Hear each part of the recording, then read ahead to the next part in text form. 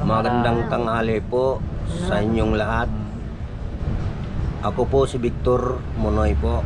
Humihingi po ng tulong sa mga mayroon. Kasi po wala akong kamag-anakan dito. Mag-isa lang po ako. Kaya nahirapan po ako humingi ng tulong dahil wala naman po akong mapupuntahan.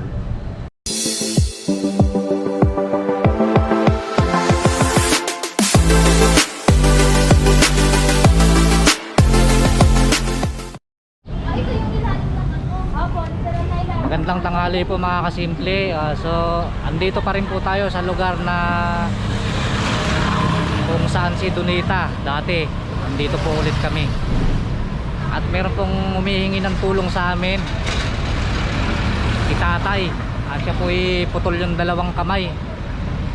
Wala po siyang mga palad. Putol po yung dalawang palad niya, kamay. So halika, puntahan po natin. Bali dito po siya dito po sila nakatira sa ilalim ng tulay. Ayan, tulay po ito. Tulay po yan. Bali ito po yung tinitirahan nila. Pasok po tayo.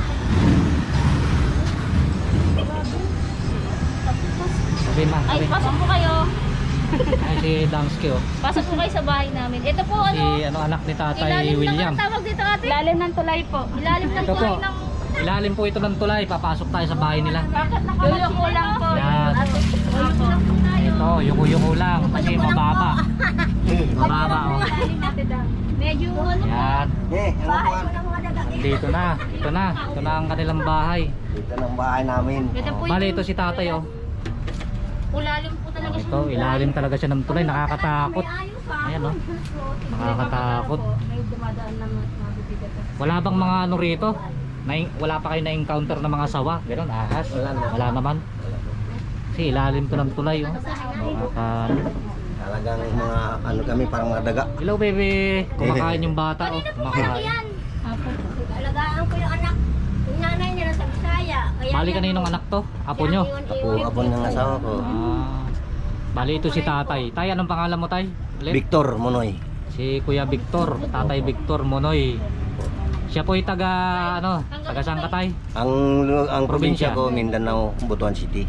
Taga Mindanao. Taga Mindanao po siya. Yan, tanggalin mo Tay ang mo. Yan. Pogi Okay ni Tatay Pogi na mga ini-interview namin eh. Bali ito naman po yung kanyang asawa, si Nanay. Nay, ano pong pangalan niyo Nay? Hindi po asawa, live-in lang. Live-in partner. Oo. Naawa lang po ako sa kanya po eh. Opo. Kasi wala mag-alaga. Oo Kasama nga. po dun pag Yung yes. anak niya po, andun pina-eskwela sa iba kasi patay na po yung asawa. Opo. Ayan po yung live-in Ako, partner anak niya. Hilot Ako nabubuhay sa kanya. Minsan pag wala ko nahilot, ay gutom siya. Oh, ayan po. Ayan si Tatay po kasi kung malalaman nyo, ito po yung kamay niya. Pakita mo nga Tay. Kita aga. Ayan, putol yung dalawang kamay niya. Ay, hindi po siya makapagtrabaho ng maayos. At ayun nga, May alaga pa siya ng apo ko. may apo siyang alaga. Ayan. Bali, nakita lang namin si Tatay doon kung saan namin tinutulungan si Gala lang Donita. po yan siya eh. Kaya naaawa ako sa kanya. Lumapit po siya sa amin at nanghihingi ng tulong. Ay, Dahil wala po siyang ibang malapitan dito. Siya lang po mag-isa rito dahil wala yung mga kapatid niya. Nasa Mindanao. Sabi niya. Humingi po siya ng tulong sa amin. Kaya ito nga po at binibidyohan natin. kawawa. Ano po ba yung Tay, yung mga kaya nyong trabaho? Kahit putol po yung inyong mga kamay. Ang makakaya ko po maliban lang sa sa yung makakaya ko nakakapagsaing po ako. Naghuhugas po ako ng pinggan kung dito lang sa aming sarili. Tapos magbubuhat-buhat, kaya ko rin magbubuhat-buhat kung may binubuhat. Ayan po si Tatay. Tapos nag-iigib po ako ng tubig Ayan. sa kapitbahay namin. Kaya tulong-tulong lang kami itong kinakasama kong babae. So sa mga diyan, sa mga makakapanood po kay Tatay, sana mabigyan sila ng kahit konting puhunan para raos man lang. Nagahilot lang po Kung ako. makikita niyo po Walang mahilot, wala. si Nanay lang ang bumubuhay sa kanya pala. Malalaki na ang ugat ko. Siya po ay nanghihilot Yun po Nay? yung Nanghihilot. Nagahilot. kasi Paano pag wala kayong Hilot. customer? Wala siya, nagpapalimos po. Ha? Palimos siya. Wala. Mamamalimos si tatay. Eh, bawal naman po magpalimos. Oo nga eh. Wala baw. Ay, gutom. Makikita nyo po, ilalim po ito ng tulay ha. Yan o, tulay yan, tulay ito. Bahay ng anak ko to eh. Napakainit dito. Ito, yung ano ko to yung Ayan kalagayan ni tatay. Siya po ay taga Mindanao. Pero ayaw niya na umuwi doon tatay, no? Ayaw niya na Ayaw ko umuwi. nang umuwi doon dahil may iniwasan lang po ako na Anong dahilan? Bakit ba? ano po, O, sabihin mo sa kanila. sa pilitan po kasi na kukunin ako ng taga-taas Oh. Ayaw at niya. aanib sa kanila. Ah, Di po ako sumasang-ayon nang dahil sa labag na sa batas ang ano nila sa akin, pagdadalan. okay. Kaya ang ginawa ko, lumanis lang ako doon sa amin, pumunta ko rito. Yun yung dahilan kung bakit ayaw mo na bumalik doon. Kayon nga pong dahilan. Kaya muna na lang. ayaw ko na bumalik doon. Ay doon. Ako mag-ano siya, mag-alaga dito. Oh, total naman mayroong kamay naman si ate kung sino yung mga gustong magbigay ng puhunan sa kanila eh. Pwede naman si ate ang ano, magano kung halimbawa ay magbabarbecue kayo ano. Barbecue Ano, ano. naman kayo dito pag Ano umuulan. na lang, Opo. kaya na namin. Hindi naman kayo nababasa. Tatayanan kahit ano. Ay pakipaliwanag mo nga yung ano yung kamay mo kung napaano yan. Ang kamay ko po, na aksidente po ito sa trabaho. Operator po ako ng makina nung araw nung ako nagtatrabaho. Nakatulog po ako nang dahil sa sobrang puyat ko na po. Ang nangyari, hindi ko na alam, kinain pala ang kamay ko ng makina. Dalawa pa no? Opo, dalawa po to.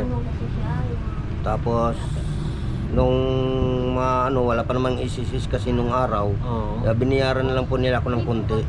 Oo. Tulong lang po, kaya matagal na nawawala na sa akin dahil matagal na to. Nung ako aksidente, 1988 po.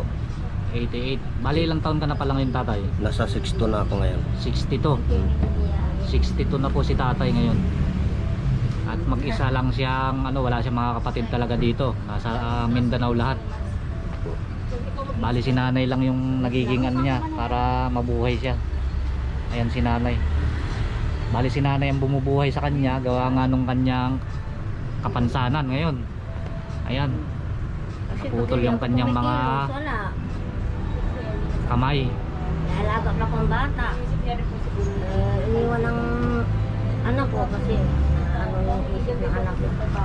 So ayun po sa mga mabubuting loob dyan na makakapanood nito, sana Naawa. bigyang pansin natin si tatay.